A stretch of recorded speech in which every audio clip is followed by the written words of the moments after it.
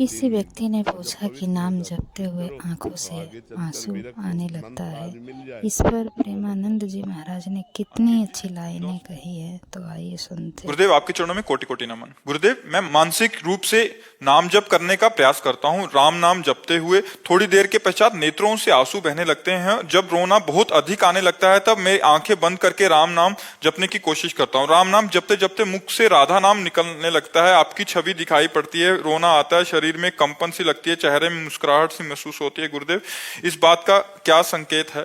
सतोगुण बढ़ रहा है, सतोगुण बढ़ रहा है, सात्विक भाव बढ़ रहे हैं। भगवान की बड़ी कृपा है और हमें लगता है इसको छुपा लीजिएगा, इसको प्रकाशित मत कीजिएगा, नहीं तो उड़ जाएगा। कपूर की तरह है ये। जो सात्विक भाव है, भागवतिक भाव, ये कपूर है। कहीं ना मतलब यहाँ तो ठीक है, आप अपनी बात पूछ लिए। इसके बाद मान लो आप कभी रो रहे हैं और आपसे कोई देखा कि आप क्यों रो रहे हैं, तो आपको उल्टा बोलना है, हमारा माथा दर्द कर रहा है आज, हमारा मन संतुष्ट। ये नहीं कहना कि मैं भगवान राम का नाम ले रहा हूँ, राम नाम अंकित कर रहा हूँ, राम नाम लेने से मुझे रोना आ रहा है। ऐसा कभी नहीं होना चाहिए। इसे छुपाओ।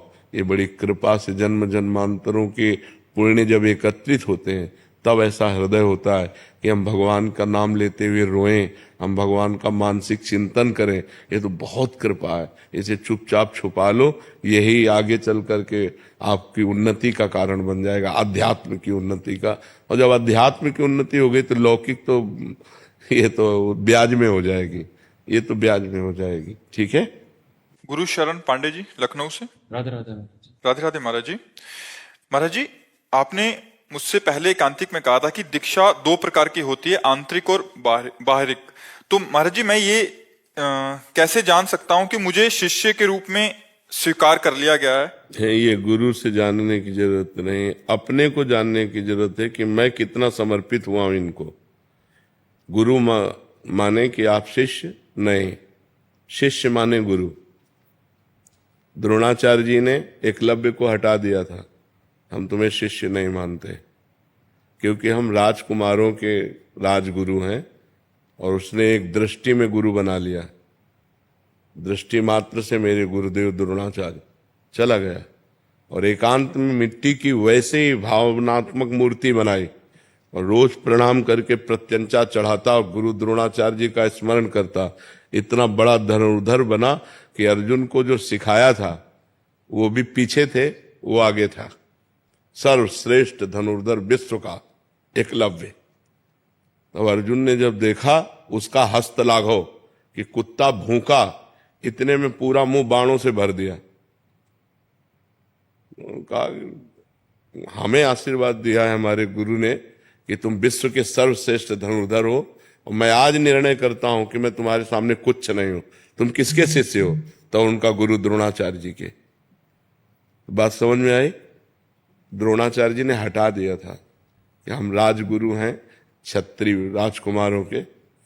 तो शिष्य के माने गुरु, ना कि गुरु के माने शिष्य। आप कितने परसेंट समर्पित हैं ये आपका हृदय जानता है। हम बिल्कुल आपको तिरस्कार करेंगे और आप मानते हैं कि आप मेरे परब्रह्म परमात्मा हैं, आपका कल्याण हो जाएगा।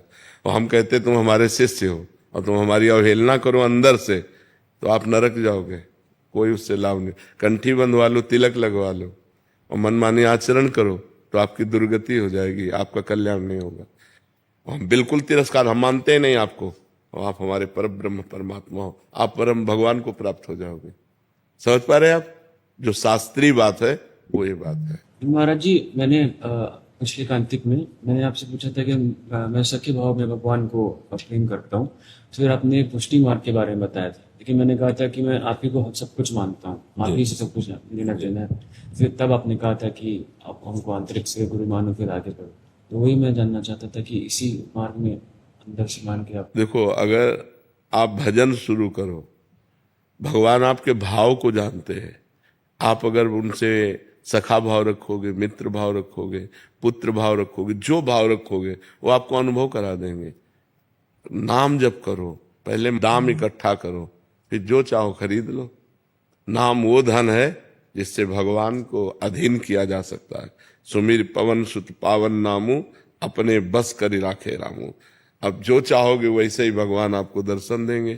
जाकी रही भावना जैसी, प्रभु मूर्ति देखी तिन तैसी। यदि आप भगवान को बाल रूप देखना चाहोगे तो बाल रूप, मित्र रूप मित्र रूप, पिता रूप पिता रूप, स्वामी रूप स्वामी रूप, जो चाहो जैसे चाहो। वो तो करुणा निधान है, वो सब विधान बना देंगे। जो भाव देना है, जो मंत्र देना, वो सब विधान। बस आप नाम जप करना शुरू करो, नाम जप अधिक से अधिक बढ़ाओ, वो सब आगे से कर देंगे। हाँ जप, बिल्कुल।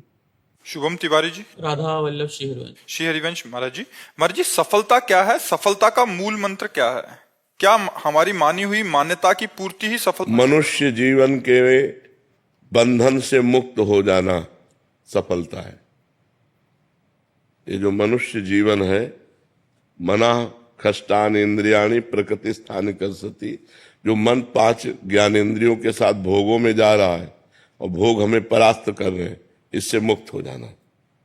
जो हम जन्म मरण के बंधन में विवश होकर जा रहे हैं, इससे मुक्त हो जाना। काम क्रोध लोभ मोह मद मत्सर, इन पर विजय प्राप्त कर लेना। तो ये मनुष्य जीवन के बंधन से मुक्त हो जाना, भगवान की प्राप्ति करना, ये सफलता है। और इसका मूल जो मंत्र है वो भगवान का नाम है, क्योंकि उसी से बुद्धि शुद्ध होगी, उसी से पाप नष्ट होंगे, उसी से आपको आत्मबल मिलेगा, तभी आप इस मार्ग में चल पाएंगे। तो प्रेम मूल यह नाम है। प्रेम का मूल, ज्ञान का मूल नाम ही है। जितना जो नाम जप करता है उतना ही ज्ञानी हो जाता है, उतना ही प्रेमी हो जाता है, उतना ही वो संसार से विजय प्राप्त कर लेता है। और भजन नहीं है तो केवल बुद्धि का विलास मात्र है, वो माया पर विजय प्राप्त नहीं कर सकता, वो इन विकारों पर विजय प्राप्त नहीं कर सकता, वो इन विकारों में ही बार बार गिरता रहेगा। समझ पा रहे हैं आप? नाम जप की चाह कैसे प्रकट होती है? नाम जप से ही हो जाती है। जब हम बार बार नाम जप करते हैं तो हमारी चाह भी नाम ही प्रकट कर देता है। नाम जपने वाले को कुछ भी और अन्य साधन की जरूरत नहीं, वही चाह प्रकट कर देगा, वही रुचि प्रकट कर देगा, भगवान के मिलन की चाह पैदा कर देगा, भगवान को मिला देगा। सुमिर पवन सुत पावन नामू, अपने बस कर राखे रामू। भगवान के नाम के बल से हनुमान जी ने भगवान को अधीन कर लिया। भगवान के भजन में बहुत बल है। बड़े बड़े सिद्ध संत हुए भगवान के नाम जप से हुए। सब कुछ नाम जप ही प्रकट कर देगा। आप केवल नाम जप करके देख लो। इस जन्म में एक नियम ले लो कि मैं भगवान का नाम जप नहीं छोड़ूंगा, फिर आप मिलना, देखो आपका परिवर्तन कितनी जोर का होता है। सब ठीक हो जाएगा, सब ठीक हो जाएगा। अरे समझो, हम बार बार उदाहरण देते हैं कि जो राम नहीं कह पाते थे, राम राम नहीं बोल पाते थे, वो मरा मरा उच्चारण किया। वो इतना बड़ा ग्रंथ है वाल्मीकि रामायण, और संस्कृत से है। आप सोचो, उन्होंने संस्कृत से हमारे इतिहास की रचना कर दी और ब्रह्म ऋषि पद पे पहुंच गए। कोई दूसरा साधन नहीं था, केवल नाम का साधन था। केवल भगवान के नाम से ध्रुव संगलान जप्यो हरि नाऊ, पायो अचल अनुपम ठाऊ। ध्रुव ने ग्लानि युक्त होकर, माता ने थप्पड़ मार के, तुम पिता के सिंहासन पर बैठने के तब अधिकारी हो गए जब मेरे गर्भ से, जो भी माता थी ना, उसने 2 पत्नी थी, सुनीति और सुरुचि। तो सुनीति के बेटा थे ध्रुव, सुरुचि को अच्छा नहीं लगा, तो ध्रुव संगलानि, ग्लानि युक्त होकर भगवान का नाम जप किया, तो अनुपम ठाऊ। आज भी जो ध्रुव को पद मिला है वो किसी महात्मा को नहीं मिला। 5 वर्ष का बालक ठान लिया नाम जप, भगवान की प्राप्ति कर ली। प्रहलाद जी ने नाम जप के बल से बड़ी बड़ी विपत्तियों को पार किया। तो हम नाम जप करें, नाम जप में बड़ी सामर्थ्य है जी। मेघा शर्मा जी नोएडा से। श्री हरिवंश महाराज जी बहुत कोशिश करने के बाद भी ईर्ष्या लोभ मोह का त्याग करना बहुत कठिन सा। ये कोशिश से नहीं होते, भजन से होते हैं। जितना आप भजन करें, किसका प्रश्न है, जितना आप भजन करेंगे उतने आप निर्विकार होंगे। यदि नाम जप नहीं करेंगे तो कोशिश से, कोशिश क्या करेगी? हमारे प्रतिकूल वो बोल रहा है, हमारा मन स्वीकार कर रहा है, प्रतिकूल बोल रहा है, हमें जलन होगी, उसको रोक कौन सकता है? अगर भजन हो रहा है तो हमारी बुद्धि काम करेगी कि मेरे किसी पूर्व पाप का प्रायश्चित कराने के लिए भगवान इसको निमित्त बनाए हैं। एक कटुवचन बोलकर मेरे पापों का नाश कर रहा है, इसमें इसका तो कोई दोष है नहीं, हम उसको सह लेते हैं।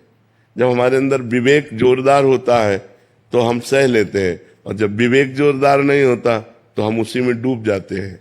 हम या तो उसको गाली देने लगेंगे या उसका बुरा मनाने लगेंगे, हमारा हृदय जलने लगेगा। ईर्ष्या, हमसे आगे निकला जा रहा है, अरे उसका पुण्य है, उसने प्रयत्न किया है, उसने तपस्या की है तो आगे वो निकला जा रहा है। हम खुद भजन करें, हम उससे आगे निकल जाएंगे, ईर्ष्या करने की जरूरत क्या है। तो बहुत से ऐसे विकार हैं जो बिना भजन के नष्ट नहीं होते। इसलिए नाम जप करो और सत्संग सुनो।